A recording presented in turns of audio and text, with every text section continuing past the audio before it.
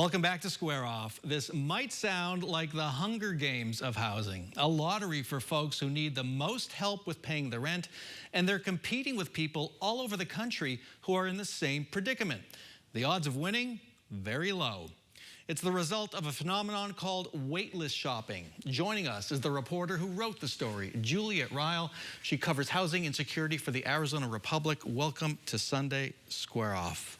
Thanks for having me. What an eye-opener this was. You know, I thought I'd read everything about the housing crisis, but I'd never read this, and everybody I share it with says, whoa. Start by telling us what this waitlist is for. Sure. So the waitlist is for the Housing Choice Voucher Program, formerly known as Section 8 vouchers. And essentially that program is the federal government's main way of helping very low-income families afford a place to live. So those families, if they're lucky enough to get a voucher, can put it towards market rate rent. They pay 30% of their income towards rent, and the voucher pays the rest. So, and we recently had, I think, voucher lotteries. They're called lotteries, correct? Why? Yeah, good question. So Glendale recently opened its voucher waitlist in 2021, and municipalities open them at different times, but they're called lotteries in some places because so many people apply for these housing voucher waitlists that some housing authorities have taken to literally choosing at random which people are able to get on the wait list. And so talk about the people who are doing the shopping. What does shopping mean in this context?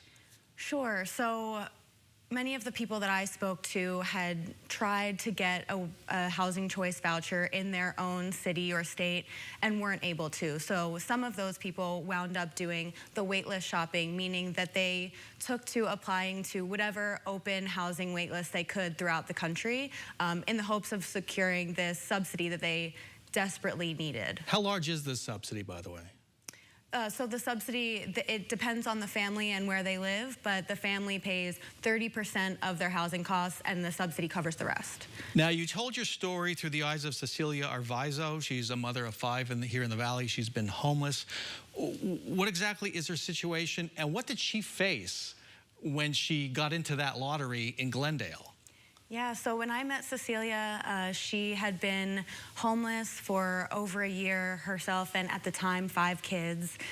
She had been sleeping in the back of her SUV with her kids, bathing in gas station bathrooms and park bathrooms.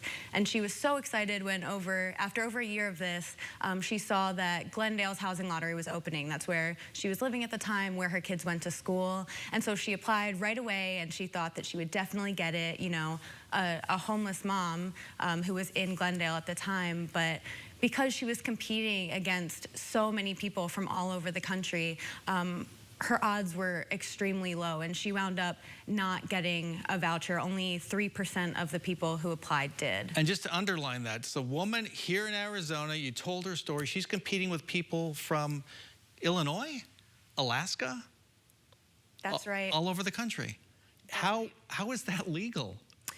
Well, this program is a federal program. It's almost entirely paid for with federal dollars, and the federal government has said that you can't bar people from other parts of the country for applying to wait lists. And there is some good reason for this.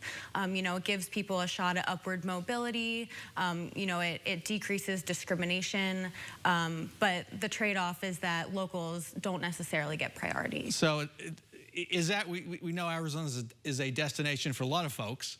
Is it a destination for folks who are in the voucher lottery, or are they just trying to apply anywhere they can? It's hard to say. There's been so little research on this phenomenon, so it's kind of hard to know where Arizona stacks up against other places. But anecdotally, we have seen people applying to places that may not be considered as popular just to get the subsidy. So I think it's fair to assume that people are really just trying to go wherever they can to get a voucher. And if Cecilia had been selected in the lottery, how long might it have been before she actually had a shot at getting a place to live? Yeah, so if she had been one of the lucky few, it still could have taken several years for her to get off of the wait list and finally get a voucher. Wow. It's a long time. Wow. Now, you wrote that this is an open secret among housing experts. To us who just follow it in the news, it's an eye-opener. So let's talk about solutions. What is being discussed to help these folks get into a home faster and get the help they need faster? Yeah, so I spoke to many housing experts about this, and really the one solution they all agreed on is funding this program and other affordable housing programs more, so that there's not this scarcity mindset and people aren't forced to move across the country just to get the subsidy. And so recently, the Phoenix City Council also banned income discrimination by landlords. How could that help these folks? Absolutely. So that will definitely help people who already have a voucher find a place to live, because landlords won't be able to turn people away just for having a voucher. But as of now, they're stuck with this situation because no money's coming and no other solutions are in the works, it sounds like. Yeah, I mean, there's been talk at the federal level to increase this program to make sure that more families can get a voucher. In fact, President Biden campaigned on a universal voucher program, meaning that everybody who would qualify for a voucher could get one, but we haven't seen that put into action yet. So let's end with Cecilia Arvizo. What's her situation right now? Where's she living? Yeah, right now she is living in a home managed by a local nonprofit and trying to find work so that she can get back on her feet. But she now has 6 children and still doesn't have a stable, permanent place to live. Oh my God. Juliette Rihl, as I said, it's an eye-opening story. Thank you so much for telling it. Thank you for joining us. Thanks for having me, Bram.